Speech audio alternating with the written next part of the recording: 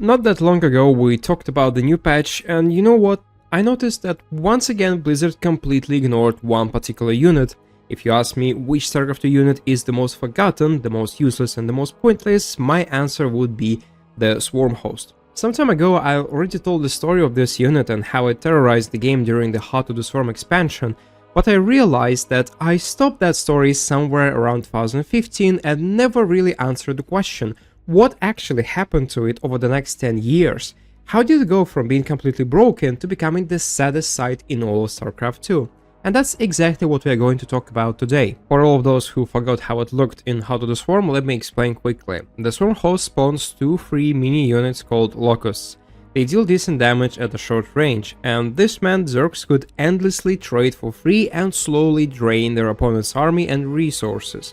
Obviously, that was ridiculously unfair. After 2 years of Swarm hosts dominating the pro scene, Blizzard realized that they had created a monster and decided they had to kill it. Honestly, any idea built around free units without an energy or resource cost is just a terrible concept. My theory is that Blizzard never really tested the Swarm host properly for multiplayer. They designed it for the campaign and then just shoved it into multiplayer without really thinking about the consequences. So in 2015 they decided to completely redesign it. But how do you take a siege unit and make it mobile, interesting and balanced? In the early Legacy of the Void beta tests, Blizzard's ideas were just crazy. At first, Swarm hosts could actually move underground, which gave them mobility that they needed. But Locusts were weaker, had longer cooldowns and shorter lifespans. You couldn't just spam them from across the map anymore, you had to risk moving closer, and this was a big and good change. But in exchange, the Locusts could now fly, which meant you could strike the enemy's backlines. But even with that, Swarm hosts weren't really that popular in the first years of Legacy of the Void. That was expected though, because Zergs got new Ravagers and tons of new powerful timing attacks. So in November 2016, the devs decided to buff Swarm hosts heavily, hoping that players would finally use them. The unit became cheaper and you could mass them faster, and that's when the first real timings and build orders with them started to appear. First, they were decent against mech Terrans. Yes, mech had plenty of counters, Hellbats, Cyclones and so on, but if Terran didn't scout properly and built mostly tanks and force, they often got trapped forever by endless waves of Locusts just hitting their bases and infrastructure. Siege tanks even ended up shooting each other thanks to friendly fire, so Swarm hosts became a powerful anti-mech tool, and if Terran tried to push out, Zerg could endlessly delay that with Locust plus Ravager Biles, so it was a really good counter. Second, Swarm hosts became most popular in ZVP. Protoss usually had oracles for scouting, but Zergs used Nidus Swarms to jump between bases and flood wave after wave of Locusts, and Protoss obviously struggled. Their AoE options were slow, high temples ran out of energy, and their armies couldn't really cover multiple locations. Nidus Swarm hosts were devastating, killing Nexuses, Archons, and Immortals. Zergs also learned to combine Locust waves with simultaneous stacks elsewhere, forcing Protoss to defend in two places at once, which was a problem because Protoss race has difficulty with splitting their army, and sometimes Zerg could just go for a full frontal attack with both Locusts and other supporting units such as Ravagers and Zerlings. And here is how it normally looked like. Pursuing, remember the War Prism can only pick up so much, and a beautiful surround! These Immortals are so precious right now for stats, it's the only real answer he has for all of these roaches! Oh, and he loses a lot of them. The Archon falling there as well. Only a few left, two more do pop out. Some High Templars coming down, he needs those storms, and he does have them. Okay, we see the Locust coming in here. He's actually managed to separate the army here from the second base as well. So much damage coming down. Stats trying his best to stay in control, but only 4 Immortals remain. Oh my god, Stats juggling his heart out right now, warping in more units, flanking on these Ravagers. Did Cyril commit too much here? Stats somehow keeping 4 Immortals alive. At one point, this even overlapped with the big Nidus buff, where it unloaded units much faster, making the whole playstyle even more dangerous.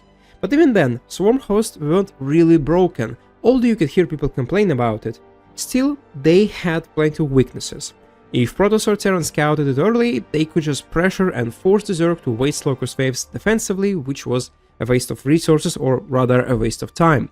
Eventually, the other races hit critical mass and crushed Zerg in a straight-up fight if they managed to survive the first couple of waves. A great example is Stats vs Cyril at the WCS Global Finals 2018. Cyril just couldn't deal enough damage and got destroyed in the counterattack. Yeah, he's continuing to make this very fearsome Hydraling Bane army, but Stats hasn't faltered yet. Some great Side Storms going down. Those Banelings rolling through the army, set off all those Immortal Shields, but these Side Storms from Stats are amazing. Those Side Storms so perfect, it seems like Stats may be able to take out this initial expansion. We have the Locust coming in from behind, but I don't know if Cyril can defend. All right, he needs to hit some good Side Storms here still, and down they go. The Locust jumping in, but Stats dealing massive damage, and GG is... This style was also mainly used by just 2 players, Cyril and Dark. It was so rare because it was insanely risky and required huge amounts of control, so it was never really widespread on a lower skill level. In addition, swarm hosts take up free supply each, so even 10 or 15 swarm hosts is a massive investment. And if the first wave failed, Zerg often just died to the counterattack. It was a very high risk, high reward play. So for a very long time, swarm hosts just stayed niche. Rare, but effective when used at the right time. And I think it was a fair trade-off. Even though it was probably the least used unit in the entire game, it still had its place. But even that slowly disappeared, and nowadays, seeing swarm hosts in a pro match is a very rare sight. Why is that? Because obviously they were never about raw strength, but about surprise and the specific meta. Back in those days in ZVP, Protoss relied heavily on Immortals and Archons, expensive, really immobile units that traded badly against Locusts, often losing precious HP or even shields or some zealots. Now, with Blink Stalkers everywhere, swarm hosts just get punished instantly after their first wave. And don't forget about the Oracle and Nexus energy buff, and suddenly Protoss can wipe out not just the Nidus but also the swarm hosts themselves, and probably still have energy left over. Even though the last patch kind of fixed that and now the restoration of energy is not that big, but still this is a problem for this kind of playstyle. And for Protoss, this meta just allows you to access a greater map control that prevents swarm hosts from being effective. ZVT went kinda the same way, even though nothing really changed there as much, but since 2016 new Cyclones and Banshee builds gave Terran more mobility and map control, and swarm hosts they just put Zerg at unnecessary risk. It's simply easier to take up to Hive and get a couple of Vipers, or just play Roach Hydra with Nidus. Plus, Lurkers became much more viable in this matchup, and there's just not that many benefits in utilizing swarm hosts nowadays. It can still work well in some cases, but there are just much better tools for almost any occasion. Given the current state of StarCraft 2 meta, I don't think this unit will ever come back into serious use, unless we get more patches in the upcoming months and years. The problem is its core design, it's just flawed. 3 units cannot be balanced because they break the fundamental rules of StarCraft 2. Because normally, defenders have the positional advantage while attackers have more resources, map control and army, which makes it somewhat fair and gives each side tools to build an advantage and create a comeback. So if you are defending well, you can kill more units of your opponent and then strike a counterattack, but with swarm hosts they just flip that balance. They make defending terrible as well as taking fights in general. Even if you lose only a couple of units, you're still on a timer, which is a bad feeling to have in a tactical RTS game most of the time.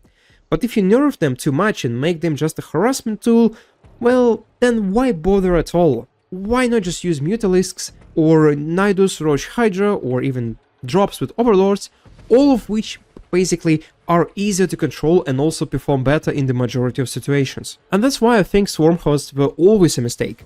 You can't really fit them into a healthy balance. Maybe if Locust cost minerals like interceptors for carriers, but then you would have to balance damage and cost, and it would just create more problems, as it was always the case with this unit and free units in general. So maybe it's time to admit defeat and accept reality. Nothing can really save this unit, unless we have like a drastic meta change or something done with the swarm host itself.